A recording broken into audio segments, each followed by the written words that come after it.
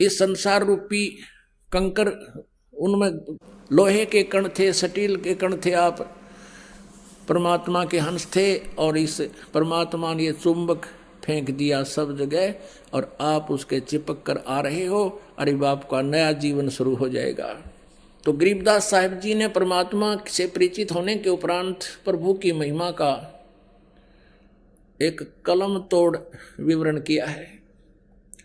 कबीर परमेश्वर की महिमा बताते हुए गरीबदास जी कह रहे हैं कि वो किस प्रकार हमें समझाया करते थे। हिंदू और मुसलमानों को समझाया करते थे कि तुम साधनाएं गलत कर रहे हो। अब परमात्मा काजी मुल्ला जो मुसलमान धर्म को भ्रमित किए हुए हैं उनको कहा करते थे, और उधर से पंडित ब्राह्मणों को, पांडवों को और ये नकली मंडलेश्वरों को कहा करते थे कि तुम साधना गलत बता रहे हो, तुम भी परिचित नहीं हो, इन भोली आत्माओं को गुमराह करके काल के जाल में फंसाए बैठे हो। तो सच्चाई कहने से परमात्मा के कबीर जी के वो सभी शत्रु बन गए थे। कौन? मुल्ला और काजी और पंडित, और वो उस टाइम के गुरुवर हिंदू धर्म के। परमात्मा क्या कहा करते थे? काशी जोरा दीन का ये काजी खिलस करंत, गरीबदास उस सरे में झगड़े आन पड़ंत। सुन काजी राजी नहीं आप अलह खुदाए, गरीबदास किस हुक्म से तुमने ये पकड़ पछाड़ी गाय। अपने आत्माओं परमात्मा कबीर जी मुसलमान काजियों को कहा करते थे कि तुमने किसके आदेश से ये गाय मार दी? मांस खाने का आदेश कौन सी किताब में लिखा है? जैसे आप जी को कल रात्रि के समय रूबरू कराया था पवित्र बाइबल से, उत्पत्ति ग्रंथ में, उत्पत्ति ग्रंथ के और अध्याय नंबर 1 के श्लोक नंबर 26 और 27 में स्पष्ट किया, 28 में, कि परमात्मा ने कहा मनुष्य को मैं अपने जैसा अपने स्वरूप में बनाऊंगा, और ऐसा ही परमात्मा ने अपने जैसा मनुष्य को रचना कर दी, नर और नारी करके उनकी उत्पत्ति कर दी। फिर उनको आदेश दिया कि तुमने मांस नहीं खाना, केवल पृथ्वी के ऊपर जितने भी बीज वाले पौधे और फलदार वृक्ष हैं ये फल ये तुम खा सकते हो, किसी को मांस खाने का आदेश नहीं है परमात्मा का। और पुण्यात्मा गरीबदास जी साहब कह रहे हैं कि कबीर साहब ऐसे कहा करते थे, नबी मोहम्मद नमस्कार है राम रसूल कहाया, 1,80,000 को सौगंध जिन नहीं करद चलाया। कि नबी मोहम्मद आदरणीय हैं, नमस्कार है उनको, वो तो अल्लाह के रसूल बनकर आए थे, उन्होंने ये जुल्म नहीं किए। नबी मोहम्मद नमस्कार है राम रसूल कहाया। और हजरत मोहम्मद जी के उस समय 1,80,000 अनुयायी बने थे। कहते हैं 1,80,000 को सौगंध जिन नहीं कर चलाया। कसम है उन महापुरुषों की कि उन्होंने ऐसा जुल्म नहीं किया जो तुम करवा रहे हो और कर रहे हो। अपने आत्माओं मुसलमान धर्म को लगभग 1400 वर्ष हो गए। इसमें तो बुराई घर कर जाना कोई बड़ी बात नहीं। जैसे ये सिख धर्म है, ये तो ज्यादा से ज्यादा 500 वर्ष पुराना है, और गुरु ग्रंथ साहिब आपके पास उपलब्ध है, उसमें पढ़ के देख लो, जो कहीं भी मांस खाना और शराब पीना लिखा हो, और ये कमावे शख और बड़े बकरे और पीवा दारू। अब से पहले इतनी बुराई करगी इस पवित्र धर्म के अंदर, तो वो तो 1400 वर्ष पुराना हो गया।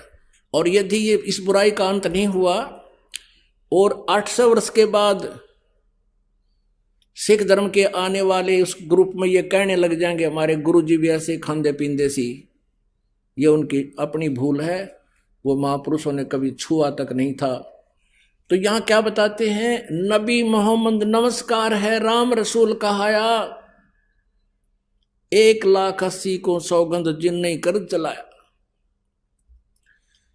फिर क्या बताते हैं, अरस कुरस पर अल्लाह तकत है, ओए होए, अरस कुरस पर, अरस माने आसमान के, कुरस माने अंतिम छोर पे, अरस कुरस पर अल्लाह तकत है, और खालिक बिन नहीं खाली, वो पैगंबर पाक पुरुष थे साहिब के अब्दाली। ओए होए, क्या बताते हैं कि उस परमेश्वर का, कबीर भगवान का, अल्लाह अकबर का अरस कुर्स पर अल्लाह तकत है, अधर दुलीचे पड़े गुरुवन के, यानी अधर माने ऊपर, दलीचा माने वो बैठन का था स्थान, उसको हम सिंहासन भी कह देते हैं, तकत भी कह देते हैं। तो कहते हैं अरस कुर्स पर अल्लाह तकत है, और खालिक माने परमात्मा के बिना कण भी खाली नहीं है, यानी उसकी दृष्टि से कोई जीव बाहर नहीं है। और वो पैगंबर पाक पुरुष थे जो 1,80,000 हजरत मोहम्मद पैगंबर जी के अनुयायी हुए, और अन्य जितने भी ईसा जी, मूसा जी, जितने महापुरुष हुए, कहते वो तो पवित्र आत्माएं थी, वैसा जुल्म नहीं करते थे जैसा तुम कर और करवा रहे हो। अरस कुर्स पर अल्लाह तकत है, खालिक बिन नहीं खाली, वो पैगंबर पाक पुरुष थे साहिब के अब्दाली। अब उसी दृष्टिकोण से कह रहे हैं कि तुम कौन सी किताब में लिखा जो तुम ये जुल्म कर रहे हो, क्योंकि परमात्मा ने जो आदेश देना था पवित्र बाइबल में, उत्पत्ति ग्रंथ में, 6 दिन में सृष्टि रची, 7वें दिन वो जो कहना था, सुनना था, आदेश देना था, विधान बताना था, वो बताकर चले गए। उसके बाद अब ये कुरान शरीफ के अंदर आप पढ़िएगा, लगभग 60% विवरण पवित्र बाइबल वाला है, और ये आदम जी को अपना आदि पुरुष मानते हैं, दोनों धर्म, ईसाई और मुसलमान धर्म के अनुयायी। तो बाबा आदम जो है, और उसी का विवरण है वहां पर पवित्र बाइबल में, और परमात्मा ने जो आदेश दिया था कि किसी ने मांस नहीं खाना, ये एक आहार है तुम्हारा, बीजदार पौधे जैसे गेहूं, चना, ज्वार, बाजरा, ये जो कुछ भी है, और बाकी काजू, किस्मत, सेब, संतरे, ऐसे मोहन मेवा दे रखी भगवान ने, फिर अड़ंगा खावें। तो वहां उसके बाद जैसे पवित्र बाइबल में आपको आगे पढ़ने को मिलेगा, उसमें क्या लिखा है कि ऐसे खुरों वालों का मांस नहीं खाना, ऐसे पशुओं का मांस खाना, ऐसों का नहीं खाना। ये उनका किसका विधान है? ये भगवान का नहीं है, ये किसी फरिश्ते ने या किसी अन्य देव ने या किसी महात्मा पुरुष ने अपनी सोच उसमें लिख दी, वो मालिक का आदेश नहीं है। और यदि उस परमात्मा के विधान को ना मानकर हम किसी अन्य देव या फरिश्ते का आदेश पालन करते हैं तो भगवान के विधान को हम तोड़ रहे हैं। जैसे एक थानेदार से मित्रता थी किसी व्यक्ति की, उसने अपने थानेदार मित्र से कहा कि मेरा गवांडी, मेरा पड़ोसी मुझे बहुत परेशान करता है, और मैंने सब तरह से उससे प्रार्थना कर ली, मान नहीं रहा, कोई यत्न करो। अब उस दरोगा जी ने कह दिया अपने मित्र से कि मार उसका लठ, माफ देख लूंगा। अब मित्र का आदेश पाके उस व्यक्ति ने, दरोगा का आदेश पाके, अधिकारी का, अपने पड़ोसी के साथ झगड़ा ठान लिया और उसका सिर में लठ मारा, वो मारते मर गया। अब राजा का विधान था कि कोई किसी की मृत्यु हत्या करेगा तो उसको सजाए मौत मिलेगी। अब उस नालायक ने एक अधिकारी की आज्ञा का पालन करके राजा का विधान भंग कर दिया, जिस कारण से उसको सजाए मौत होगी, उसकी भी फांसी लगी। तो पुण्यात्माओं, परमात्मा का आदेश विधान है कि मांस नहीं खाना मनुष्यों के लिए, फलदार वृक्ष और बीजदार पौधे, नथिंग एल्स। और फिर आगे चल के किसी फरिश्ते ने, जैसे आपने देखा ये पवित्र बाइबल में ऐसा प्रमाण है कि कोई फरिश्ते आकर के किसी में बोलते हैं ऐसे ऐसे बकरा भेंट चढ़ा दो। जैसे आपने देखा होगा हिंदू धर्म में कोई भूत बोला किसी में, मैं भैरव हूं, बकरा चढ़ाओ, दारू पीऊंगा। अब बेटी के बाप तू बड़ा हलवा खा ले, फिर वो डरते उसको बकरा भी कट बनावे और उस नवकम्यता शराब भी पिलावे और फिर भी उधमसता रहे वो, क्योंकि सत भक्ति और भगवान की दया बिना ये आपत्ति टला नहीं करती, दूने पाप बढ़वावे है। तो वो आदेश यदि पवित्र बाइबल में ऐसा है कहीं लिखा है तो परमात्मा का आदेश नहीं, किसी थानेदार का आदेश है, और उसका पालन करने से आप दोषी हो गए, आपको सजा मिलेगी, ये छूना भी नहीं। सुन काजी राजी नहीं आप अलह खुदा, गरीबदास किस हुक्म से तन पकड़ पछाड़ी गाय। अब कबीर साहब की महिमा को गरीबदास जी सुना रहे हैं और बता रहे कबीर साहब की और उन काजियों की वार्ता। परमात्मा कबीर जी कह रहे हैं कि एक काजी तने किसके आदेश से गाय मार दी, कत्ल कर दिया इसका। और फिर बताते हैं ये गऊ क्या है, गऊ हमारी मात है, पीवत जिसका दूध है, गरीबदास काजी कुटिल तन कत्ल किया औजूदे। अब जिसका हम दूध पीते हैं उसको मां की दृष्टि से देखते हैं। पहले गाय ही होती थी अपने भारतवर्ष में, भैंस नहीं थी। अब गऊ भी माता है और भैंस का दूध पीवांगे तो भैंस भी माता है, और बकरी का दूध पीवांगे तो बकरी भी माता है, यानी आदरणीय है वो। फिर उनका मांस खावें तो क्या कहते हैं, गऊ हमारी माता है, पीवत जिसका दूध, गरीबदास का जी ही कुटिल तन कत्ल किया औजूदे। गऊ आपनी अम्मा है, तापर छुरी निभा, गरीबदास घी दूध को ये सब ही आत्म खावे। अब परमात्मा परमेश्वर कबीर जी कितनी यानी हमारे हित की बात कहा करते थे, लेकिन वो स्वार्थी व्यक्ति परमात्मा के शत्रु बनते चले गए। कि गऊ अपनी अम्मा, और कबीर साहब कहते हैं कि गरीबदास इस घी दूध को सब ही आत्म खा, यानी गऊ ना तो हिंदू को बना करती दूध पीते ना मुसलमान को, और कहते फिर इसका मांस खाते हो। अब एक गाय लगभग 6-7 बार बच्चा देती है और लगभग 10 वर्ष तक या 8-7 वर्ष तक वो दूध पिलाती है आपको। आप उसका दूध पियो और मांस तो एक बार खा के तुमने फारिग कर दिया और पाप के भागी बन गए।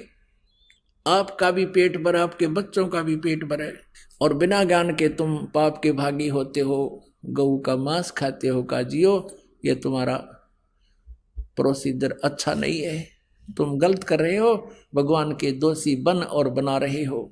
अब क्या बताते हैं, ऐसा खाना खाइए माता के नहीं पीड़े, गरीबदास दरगह सर तेरे गढ़ में पड़े जंजीरी। काजी पटक कुराने को उठ गए सिर पीटे, गरीबदास जो ला कही ये बानी अकल अधीठ। अब जैसे ज्ञान चर्चा होती थी, परमात्मा उनको ये नसीहत दिया करते थे, उनको शिक्षा दिया करते थे, तुम ऐसा मत करो, तुम पाप के भागी हो रहे हो। कहते हैं वह काजी और मुल्ला उनके साथ इतना, क्योंकि वहाँ बैठे उपस्थित लोग तो इस बात से सहमत होते थे कि कबीर जी ठीक कह रहे हैं, और उनकी मिट्टी पलीत हुई थी, तो कहते वहीं पर कुरान शरीफ भी छोड़ गए और चले गए, कहने लगे हम राजा को शिकायत करेंगे, इसकी ये निकम्मा आदमी है। और क्या बोले, जुल्हा दीन बिगाड़िया काजी आए फेरे, गरीबदास मुल्ला मुर्ग अपनी अपनी बेरे। अब काजी मुल्ला उठ कर चले गए, गोष्ठी हो रही थी, सैकड़ों की संख्या में भगत मुसलमान और हिंदू उपस्थित थे, तो काजी मुल्ला उठ कर चले गए, उनको फिर लाए पकड़ के कि जाओ ना बैठो, चर्चा तो करो, फिर बैठ गए। अब परमात्मा क्या बताते हैं, मुर्गे से मुल्ला बनो तुम मुल्ला फिर मुर्ग, गरीबदास दो जग धसोगे तुम न पावे नहीं सुर्ग। अब क्या बताते थे कि परमात्मा का विधान है आज मुर्गे को तुम काट रहे हो, बकरी गाय को काट रहे हो, अगले जन्म में काजी तू तो मुर्गा होगा, मुर्गा, और मुर्गा बनेगा काजी, ये तेरी गर्दन काटेगा, ये तुम्हारा टिट फॉर टैट सदा बना रहेगा। तो ऐसा जुर्म ना करके तेरे को आगे फिर ये मुर्गा बनकर शीश देना पड़ेगा इसको।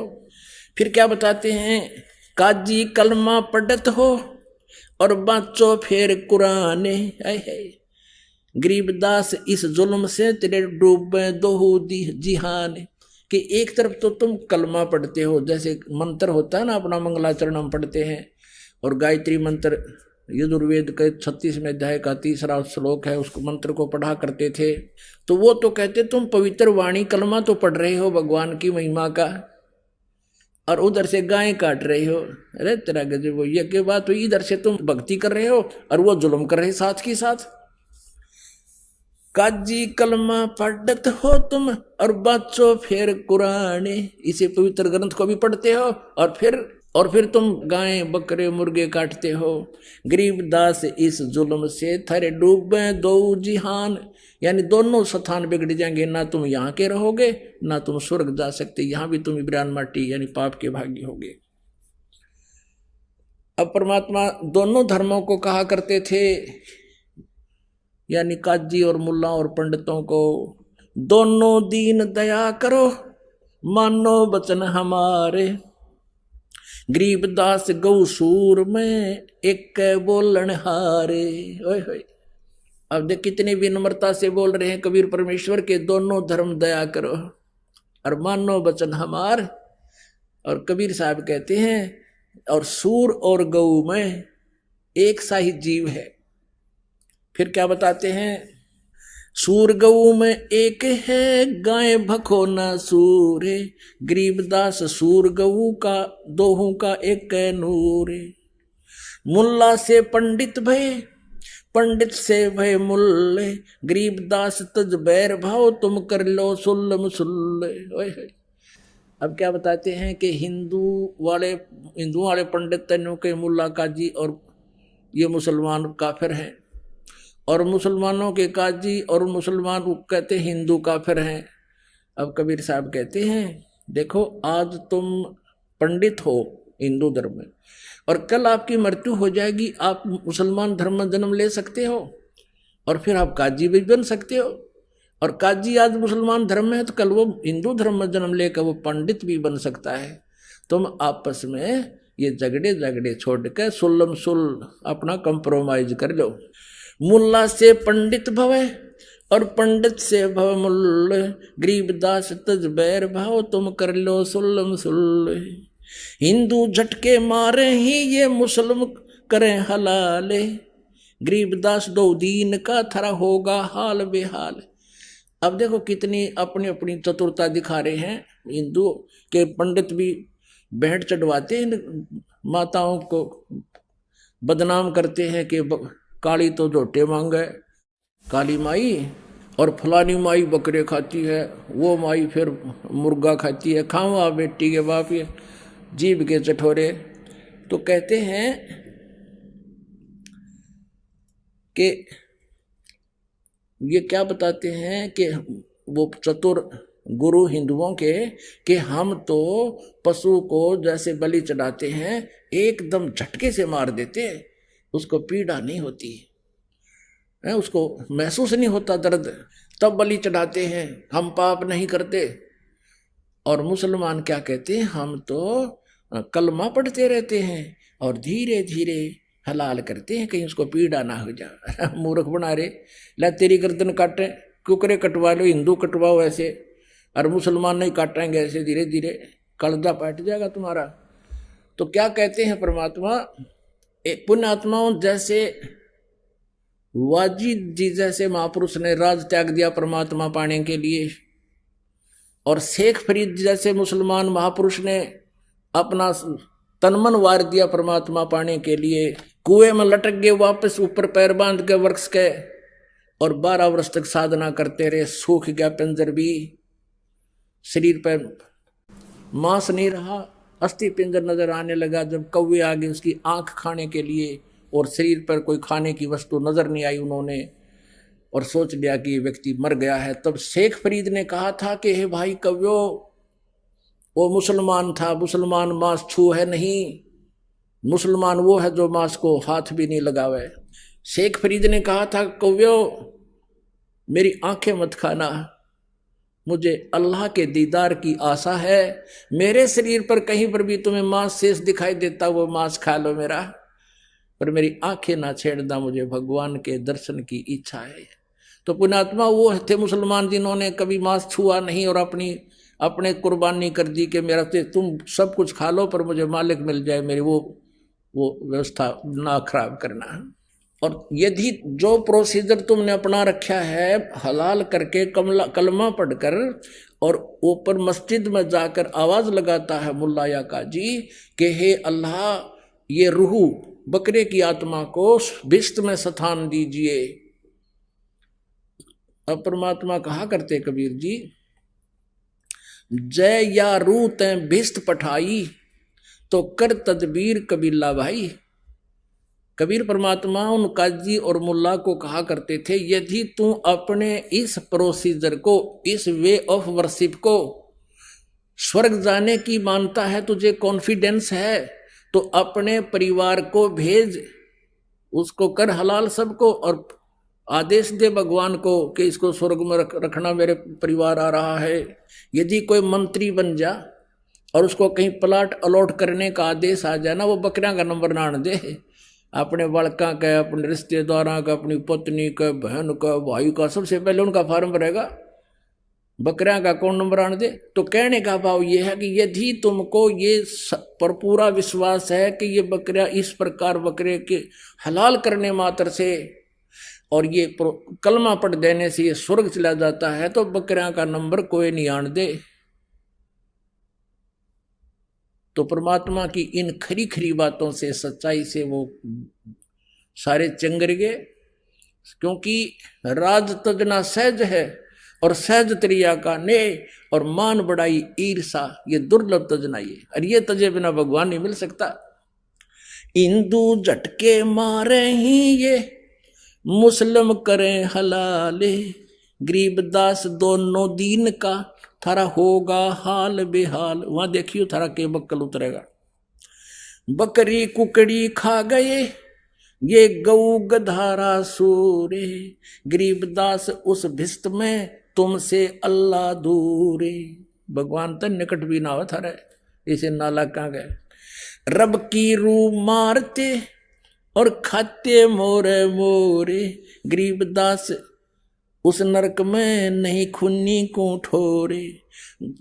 घोड़े ऊंट अटक नहीं ये तीतर क्या खरगोश, गरीबदास इसे कुकर्मी से अल्लाह है सो को से।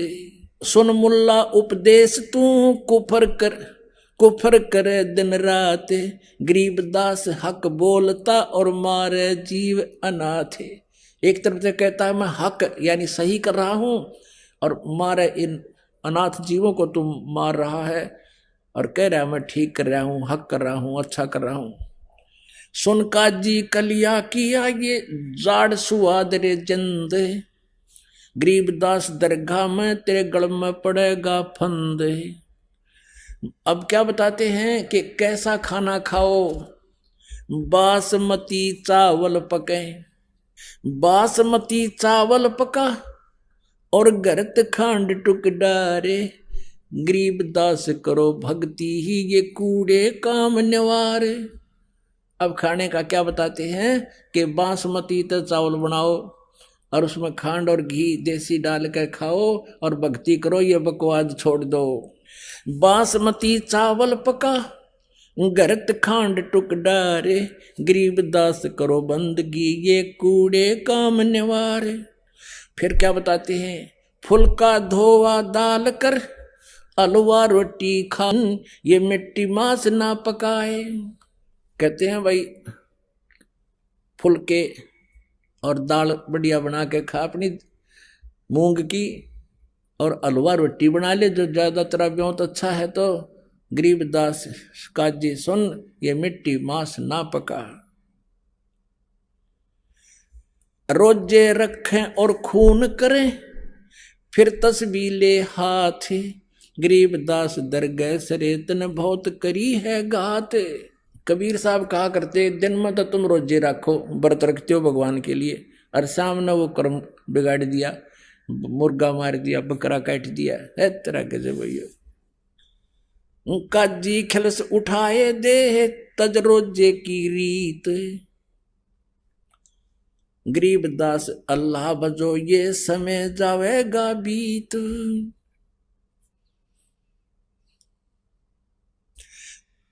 काजी राजी क्यों हुआ जो हती अल्लाह की रूह। गरीबदास छूटे नहीं ये लेखा दूबर दू। अब इस प्रकार के विचार परमात्मा उनके हित में ही दिया करते थे काजी मुल्ला और पंडितों को। लेकिन परमात्मा की वाणी है कि कहें साची माने बुरी यही परीक्षा नीच, कि उनके भले की कहें भली वो माने बुरी यही परीक्षा नीच। अब परमात्मा के तो हिंदू भी उसी के बच्चे हैं और मुसलमान भी उसी की आत्मा है। अब वो तो उनको पता है परमेश्वर को कि ये काल के द्वारा प्रेरित हैं और काल चाहता है इनके इतने कर्म बिगड़वा दूं, इनको फिर नरक में ठोक दूं, गणे जनते इनकी आंखें ना खुलें, या फिर गधे कुत्ते बना कर छोड़ दूं, कहीं इनको परमात्मा का पता ना लग जाए, सच्चाई का ज्ञान ना हो जाए। अब काल प्रेरणा से काजी और मुल्ला चंगर गए, बिगड़ गए और बहुत बड़ा बुरा माना, भगवान के साथ बहुत बदतमीजियां की। अंत में क्या हुआ, एक बार सिकंदर लोधी चला गया काशी में, क्योंकि वो सिकंदर लोधी दिल्ली का बादशाह था और वहाँ काशी का जो नरेश था, राजा था, वो वीरदेव सिंह बघेल था, बघेला। वीर सिंह बघेला कबीर परमेश्वर जी की शक्ति और ज्ञान से परिचित होकर के, उनकी महिमा से परिचित होकर के उनका शिष्य हो गया था। अब वो पंडित और काजी इसलिए वो शांत थे, वहां चुप बैठे रहते थे, कबीर जी के साथ तो खसते रहते थे, लेकिन राजा के पास नहीं जाते थे शिकायत करने कि वो तो इनका शिष्य है। एक बार सिकंदर लोधी दिल्ली का बादशाह, उसके अंतर्गत सभी छोटे नरेश आते थे, वो पहुंच गया काशी में और लग गया दाव नकलियों का। अब वो काजी और मुल्ला हजारों की संख्या में इकट्ठे होकर पहुंच गए राजा सिकंदर लोधी के पास। सिकंदर लोधी ने कारण पूछा कि आज कैसे इतने समूह इकट्ठा होकर आया है, क्या आपत्ति है आपको, बताइए। उन्होंने क्या बताया, उन्होंने क्या बताया कि एक हिंदू कबीर नाम का है और उसने हमारे इन मुसलमान धर्म की बेइज्जती कर दी। वो कहता है कि मांस मिट्टी मत खाओ और हमारे मुसलमान धर्म की क्रियाओं को गलत बताता है और अपने आप को भगवान बताता है। नमक मेरे चोर लगाए दी। तो सिकंदर लोधी ने कहा कि लाओ पकड़ के। यूं आदेश पाते ही एक व्यक्ति को पकड़ने के लिए 10 सिपाही पहुंचे, लाए पकड़ कर परमात्मा ने।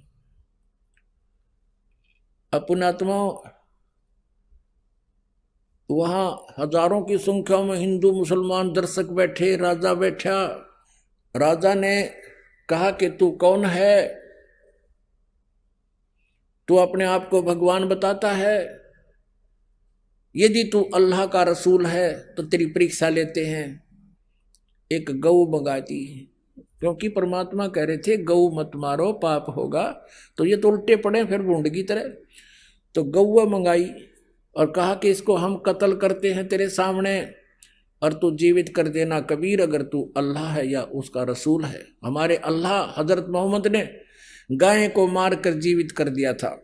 अब हजरत मोहम्मद जी ने गाय को कैसे मारा था, उसने वचन से मारा था, शब्द से, अपनी वचन आध्यात्मिक शक्ति से, और आध्यात्मिक शक्ति से ही जीवित कर दिया था, उसका मांस नहीं खाया था। और तुम करो रीस नकल, परमात्मा ने उनको बताया। फिर भी उन्होंने कहा कि ये गाय काट दी हमने, क्या बगाऊ थी, पेट में बच्चा था, माँ बेटों का 4 टुकड़े हो गए। अब सिकंदर लोधी ने कहा कि अब बोल, तू क्यों बैठा है, चुप कर, जीवित नहीं तेरी गर्दन काटेंगे। परमात्मा खड़े हुए और कहा हम ही अलख अला हैं कुतुब गोस और पीर, और कह कबीर खालिक दनी हमरा नाम कबीर, मैं हूँ अल्लाह अकबर, और हम ही पूरी सृष्टि के मालिक हैं, हम ही अलख अला हैं कुतुब गोस और पीर, गरीबदास खालिक दनी मेरा नाम कबीर। दोनों माँ बेटा के एक थपकी उसका मारी, एक बच्चे का है, दोनों के शरीर जुड़कर जीवित हो गए और गाय के नीचे बच्चा लाकर दूध की बाल्टी भर दी कबीर परमात्मा ने। बोलो बंदी छोड़ कबीर साहेब की जय।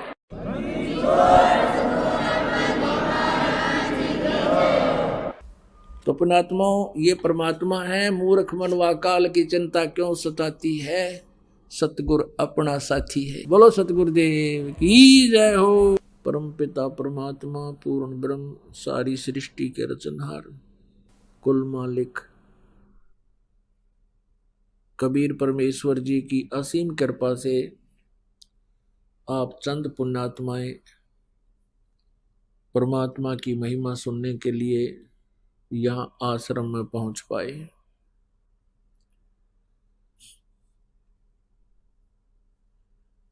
पुण्यात्माओं, सत्संग में आने से आप जी को ये जानकारी होगी कि सचमुच हम बहुत गलत स्थान पर रह रहे हैं। ये स्थान केवल यातना देने के लिए इस काल भगवान ने बना रखा है। जैसे कैद होती है, जेल होती है, तो यहाँ प्राणी को कैसे इस पृथ्वी लोक पर यह भेजता है, और यहाँ परमात्मा की तरफ से कोई सुविधा नहीं है। यहाँ का जो भगवान है, यहाँ का जो स्वामी है, वो काल है, और जिसका नाम काल है तो उसमें रहम नहीं होता है, उसमें दया नाम की चीज नहीं होती, जिसका नाम काल है। और ये गीता अध्याय नंबर 11 के श्लोक नंबर 32 में स्वयं कह रहा है कि अर्जुन मैं काल हूं, और अब इन सभी सैनिकों का, सभी लोगों का नाश करने के लिए अब प्रवृत्त हुआ हूं। तो इससे अंडरस्टूड है कि यहां जो दुख हमें दे रखा है शायद ये कम ही हो, क्योंकि काल जो है वो केवल दुख ही दे सकता है, सुख नहीं दे सकता। इसी कारण से आप जी कहीं किसी काम बस जंगल में गए हैं, खेतों में कार्य कर रहे हैं या मजदूरी कर रहे हैं, एकदम ओले गिरने लग जाते हैं, सिर में लगो आंख फुटो चे टांग टूटो, भागकर इधर उधर किसी वृक्ष या मकान की शरण ले लें तो जान बच सकती है, अन्यथा नहीं। कहीं पर फ्लड आ जाती है, लाखों व्यक्ति बह जाते हैं, मर जाते हैं। अन्य प्राणियों का तो कहना ही क्या, वो कितनी कितनी संख्या में मरते हैं बिलों में, अन्य स्थानों पर। कहीं पर भूकंप आ जाता है, वहां पर भी कई हजारों लाखों की संख्या में प्राणी, मनुष्य, मानव समाप्त हो जाते हैं। आराम से लेट रहे हैं, भूकंप आया, पूरा इलाका नष्ट हो गया, हाहाकार मच गई। ये कोई स्थान है? ये कोई रहने के लायक है? एक राजा है, यहाँ का राजा तो हम सुप्रीम पावर मानते हैं, मुख्यमंत्री हुआ, प्रधानमंत्री हुआ, और उसकी दुर्गति 1 सेकंड में हेलीकॉप्टर क्रैश हो गया, उसके हड्डों का पता नहीं कहाँ गिरे जाके। तो यहाँ परमात्मा याद दिलाते हैं कि तुम इस गलत स्थान पर रह करके इस काल के द्वारा ये झूठे सुख को प्राप्त करके भूल गए हो उस पूर्ण परमात्मा को। हमें याद दिलाते हैं परमेश्वर, कबीर कहाँ गर्बियो ये काल गह करके से, ना बेरा का मारेगा के घर के परदेशो। परमात्मा कहते हैं, ए भोले जीव, तू किस चीज पर अभिमान किए फिरता है? एक छोटी सी पोस्ट पा करके, एक छोटे से टुकड़े का मुखिया बनकर, राजा या मंत्री प्रधानमंत्री बनकर तू कहाँ रह रहा है? ये काल गह करकेश, यानी तेरे बाल पकड़ेगा जब तेरी अंत समय आएगा, और वो अंत समय ना जाने कहाँ आ जाएगा। घर भी आ सकता है, और परदेश में तू गया है वहां भी आ जाएगा, तो वहीं तुझे मार डालेगा, छोड़ेगा नहीं।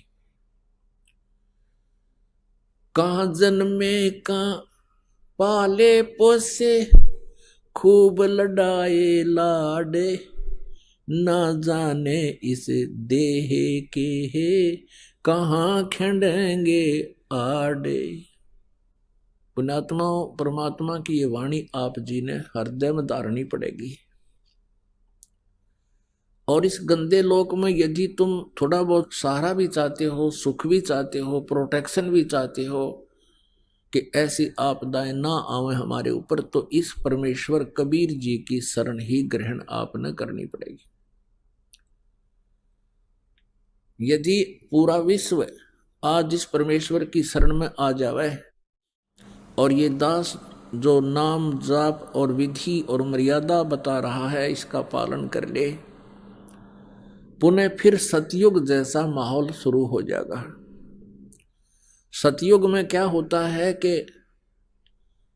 बहुत लंबी आयु हो जाती है, क्योंकि अकाल मृत्यु नहीं हो सकती, ये काल फिर अटैक नहीं कर सकता, और आपस में बहुत ही अच्छा प्रेम बनेगा, या लूट खसोट रिश्वतखोरी हाहाकार मची है। इस माया ने सबको अंधा बना दिया है। ऐसे बड़े बड़े मंत्री और मुख्यमंत्री, प्रधानमंत्री तक के ऊपर ये भ्रष्टाचार के आरोप लगते हैं। शर्म की बात है, क्योंकि इंसान की जमीर खत्म होगी। क्यों होगी? क्योंकि तत्व ज्ञान से परिचित नहीं है, भगवान के विधान से परिचित नहीं है, आध्यात्मिक कर्मों से परिचित नहीं है। इसी कारण से हम गलतियों पर गलती करते जाते हैं। एक माया के कारण ही भाई से भाई शत्रु बन जाता है, बहन भाई की शत्रु बन जाती है, भाई बहन का शत्रु बन जाता है। माता पिता की कदर रही नहीं, माया माया दिखाई देती, शर्म रही नहीं, लाज रही नहीं। पुण्यात्मा, परमात्मा कबीर परमेश्वर जी की शरण में आने से आप जी ये सोच भी नहीं सकते, हे परमात्मा, हम पहले वही व्यवसाय था, वही हमारा जॉब था, वही नौकरी थी या कोई व्यवसाय था, और हम सारा दिन भटकते रहते थे, रात को भी नींद नहीं आती थी, और ओवर टाइम भी करते थे, फिर भी हमारा गुजारा ढंग से नहीं हो रहा था, और टेंशन ग्रस्त रहते थे। इस परमेश्वर की शरण में आने से, क्योंकि ये ज्ञान ऐसा हो जाएगा आपको, और फिर साथ भगवान का आपके साथ हो जाएगा, आपके सबसे पहले ये टेंशन समाप्त करेंगे। और आप ये सोच भी नहीं सकोगे, हे भगवान, उसी पैसे में, उसी ही नौकरी में, तनख्वाह में आज हम बहुत अच्छी तरह अपना गुजारा भी कर रहे हैं, और दो पैसे हमारे पास भी रह रहे हैं। इसके एक कारण तो ये होगा कि आपका जो बीड़ी, शराब, मांस, तम्बाकू, ये पैसा जो व्यर्थ होता था, वो आपका सेविंग में आ जाएगा। दूसरा ये होगा कि आप डॉक्टरों के यहां जाते थे। पुण्यात्माओं, जब इंसान के पाप कर्म बढ़ जाते हैं,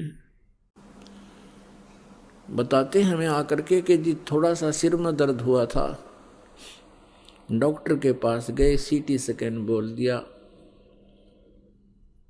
और उसमें जो है ना मस्तिष्क में कोई गांठ बता दी, ऑल इंडिया में भेज दिए, लाखों रुपये लग गए, सिर का ऑपरेशन हो गया और कुछ दिनों के बाद फिर जो की जो सती थी फिर होगी। एक गांठ निकाल दी तो गांठ तो और भी हो सके हैं, क्या फाइनल हो गया काम फिर इसमें? तो कहने का भाव ये है कि जब इस परमेश्वर की शरण में आप आ जाओगे, वही बीमारियां, वही रोग जो लाखों रुपए में ठीक नहीं होते थे, आपके 10, 20, 50 रुपए की दवा में आराम होना शुरू हो जाएगा। बहाना करता है परमात्मा, थोड़ी बहुत औषधि भी लेता रहे और साथ में परमात्मा की भक्ति करे, फिर देखना कैसे होता। तो पुण्यात्माओं, ऐसे बहुत से भक्त आते हैं, वो बताते हैं कि जी पहले हमारे साल भर में कम से कम भी 20,000 रुपए का मेडिकल का खर्चा होता था, डॉक्टरों का। और फिर वो बीड़ी बंडल वाले तो कहना है कि शराब वाला, और बीड़ी का हिसाब लावा तो भी आदमी प्रतिदिन 10-12 रुपए की बीड़ी, और सिगरेट पीने वाला तो मेरे ख्याल में 50-100 रुपए की जो ना पी जाता है। तो महीने का हिसाब लावा तो 2-2.5 हजार रुपये ये खराब होते थे, ये बच जाते।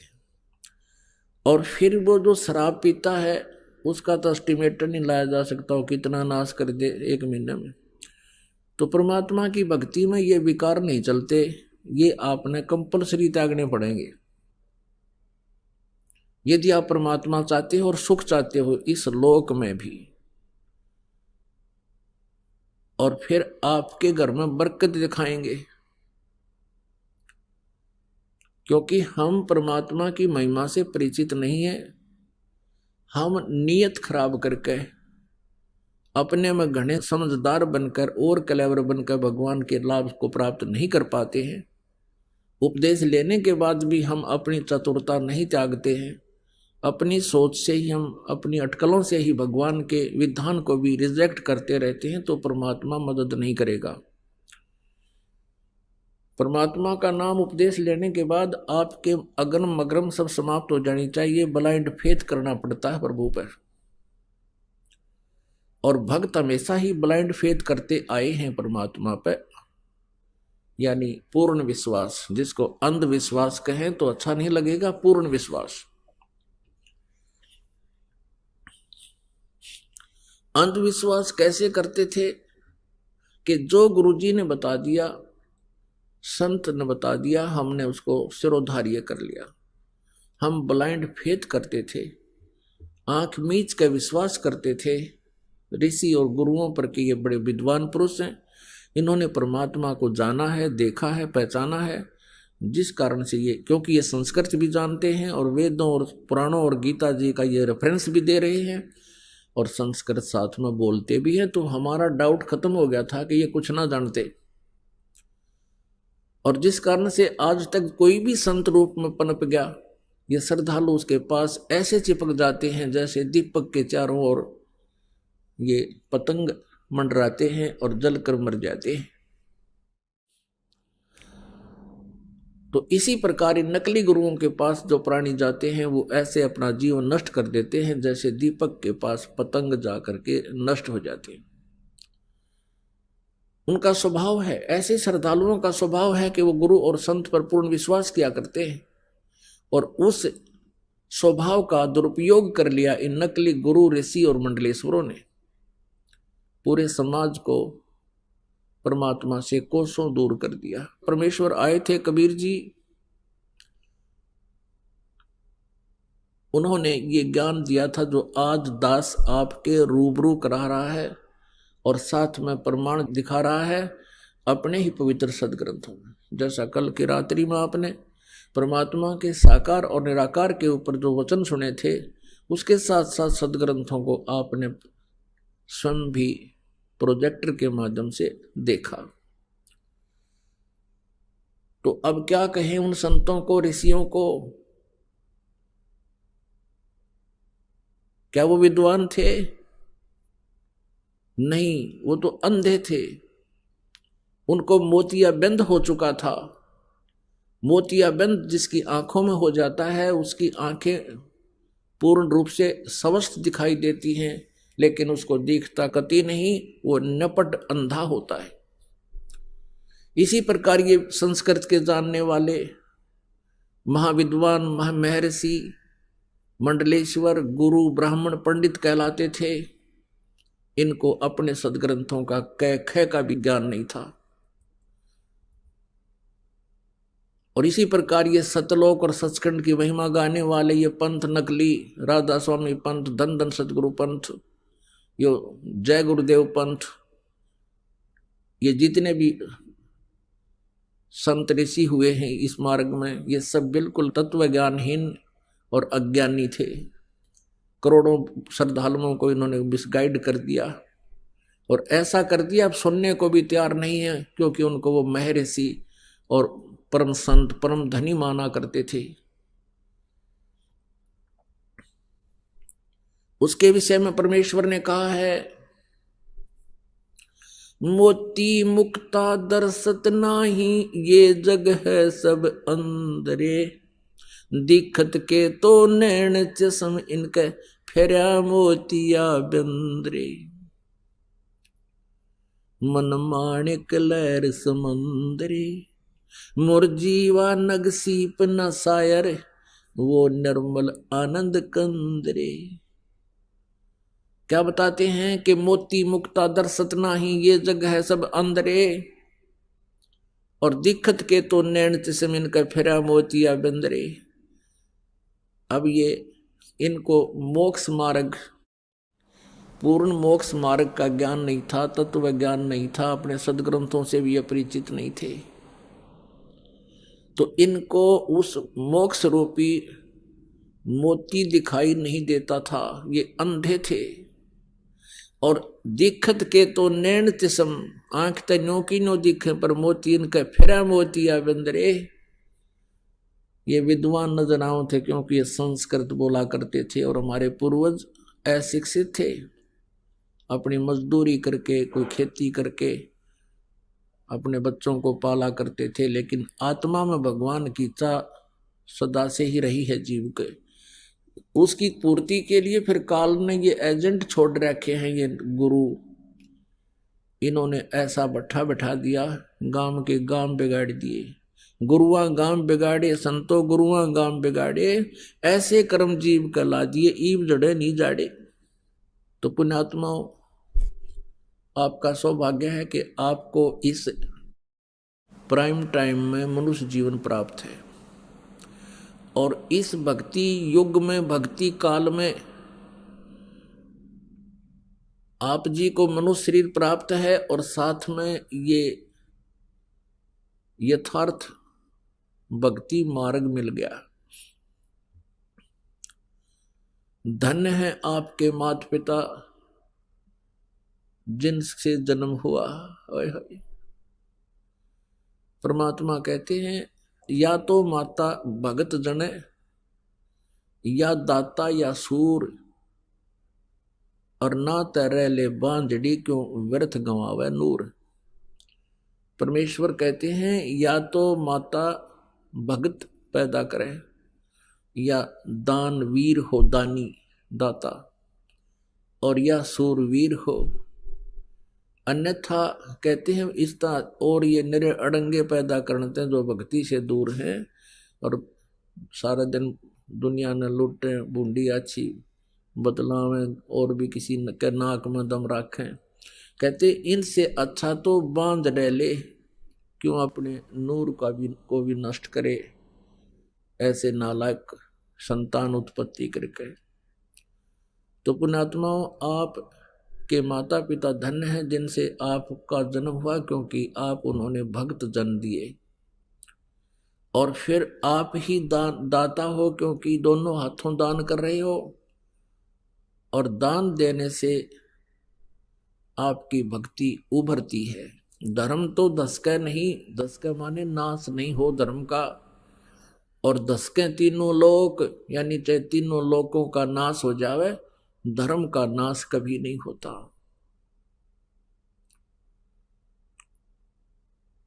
अब जैसे पुण्यात्माओं, सूरवीर भी भक्त ही होता है, भले ही वो वर्तमान में भक्ति नहीं कर रहा होता, उसके पिछले संस्कार सूरवीर के भक्त ही के होते हैं। जैसे प्रहलाद था सूरवीर, बिना हथियार का सूरवीर था।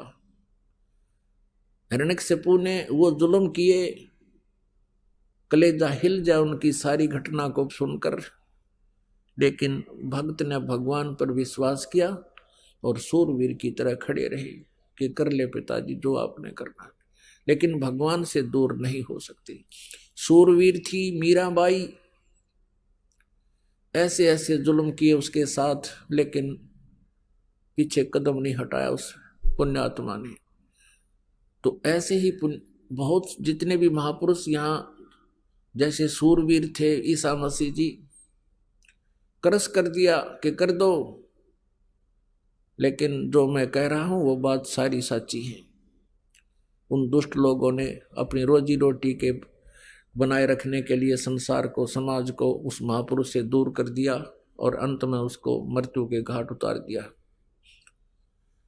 परमेश्वर आए थे, कबीर परमेश्वर आए थे, उनके साथ वो जुल्म किए थे इन काजी मुल्लाओं और ब्राह्मणों ने। उनकी सारी कहानी आप सुन लो, पढ़ लो। जब आपको भगवान पर विश्वास हो जाएगा, उस समय इनको पढ़ोगे तो आंखों से आंसू नहीं सूखेंगे आपके, कि हमने परमात्मा को भी नहीं बख्शा, परमात्मा के साथ भी हमने वो जुल्म किए, क्योंकि वो हमारे पिता हैं, इसलिए उन्होंने हमसे कोई दुख नहीं माना, और फिर भी वो हमारे कल्याण के लिए रह रह कराते रहते हैं, या हमारे जैसे दासों को आपके उद्धार के लिए, कल्याण के लिए भेजते रहते हैं। पुण्यात्माओं, सत्संग में आने से प्राणी को ज्ञान होता है, मैं कौन हूं, कहां से आया हूं, मेरा यहाँ रहने का उद्देश्य क्या है, मेरे जीवन का उद्देश्य क्या है, मैंने टारगेट क्या बना रखा है। तो उसके बाद हम जो हम उद्देश्य मान चुके थे इस मनुष्य जीवन का, फिर उसमें परिवर्तन होता है। हमने क्या उद्देश्य मान रखा इस जीवन का, जब तक ये तत्व ज्ञान नहीं था। जैसे बच्चा स्कूल जाता है, विद्यालय में जाता है, उसका टारगेट होता है मैं अच्छी शिक्षा प्राप्त करूं, या तो बड़ा अफसर लग जाऊं, या फिर कोई अच्छा धन कमाऊं, या डॉक्टर बन जाऊं। और डॉक्टर बनना या अच्छा अफसर बनना उद्देश्य क्या होता है कि घना धन कमाऊं और बड़ी कोठी बनाऊं, फिर ब्याह करवाऊं, फिर पुत्र पुत्री प्राप्त हो जाए, संतान हो जाए, उनकी परवरिश करूं, अच्छा पढ़ाऊं लिखाऊं, फिर उनका ब्याह कर दूं और फिर बेशक मर जाऊं। ये कोई टारगेट है इसका?